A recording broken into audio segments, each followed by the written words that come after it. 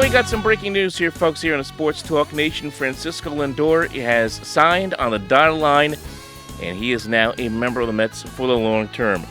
The Mets finally coming to agreement with Lindor. It is a 10-year deal, and as the news is breaking, according to John Heyman on MLB Network, $340 million.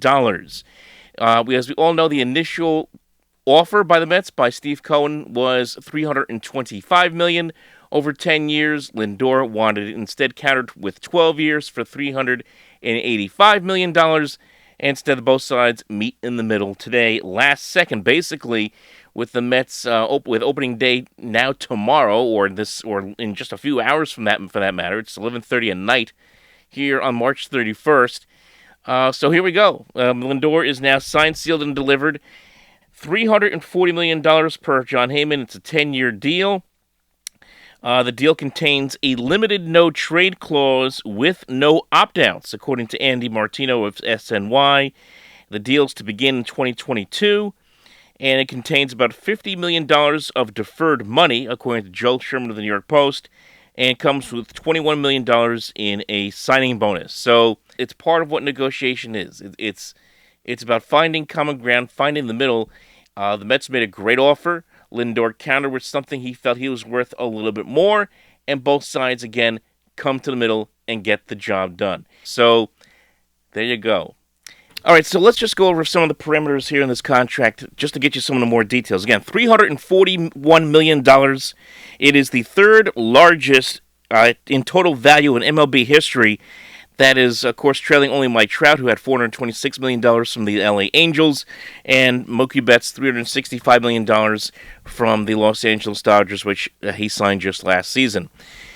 According to Joel Sherman, this was very important for Lindor to make this kind of money and also to make a little bit more than Fernando Tatis Jr. It is, in fact, $1 million more at $341 million in total value. And it was also very much important for Steve Cohen because he now has his first big-ticket free agent that he has now signed to a long-term extension. So it was very important from that standpoint to get this deal done.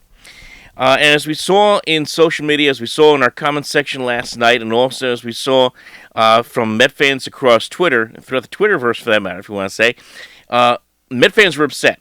And understandably so. This was a very good contract offer that the Mets had made initially at $325 million over 10 years. And the fact that Lindor wanted more, in fact, even as much as $60 million more and 2 years more, you can understand why Met fans got upset. And as we went hour by hour, and really this didn't get done until 11:30, at least it didn't get revealed until 11:30 at night, the night before opening day, I can certainly understand why Met fans were upset. It looked like the deadline was going to come and go, and Lindor was going to walk potentially towards free agency, and the Mets would have given up two starting players and prospects for a guy who was going to leave the building. That's now not the case. Lindor is now signed, sealed, and delivered, as he is now going to become a face of this franchise, along with guys like Jacob deGrom, Pete Alonso. It is now also Francisco Lindor's team as well. Now, what this means as far as down the road, long term, as far as deferrals and opt-outs and no trade clauses, there is a limited no trade clause in the deal with no opt-outs, according to Andy Martino of SNY, and it does have about $50 million in deferred money, according to Sherman, and with a $21 million signing bonus. So, yes. If down the road the Mets want to make a move, there is a no trade clause in that contract. There is deferred money in the contract as well moving forward down the line. So we'll see. That's something to worry about down the road. But the most important thing is this: the distraction, the concern over not signing this contract, and the distraction it would have created from the media, from Met fans. You know this would have been a topic throughout the course of the year. Had he not signed the contract, that is now over. Now the focus is primarily on baseball and baseball alone, and what Francisco Lindor can do for this team now moving forward as he now becomes officially and for the long term a face of the franchise. And that is what Met fans wanted to see and hear.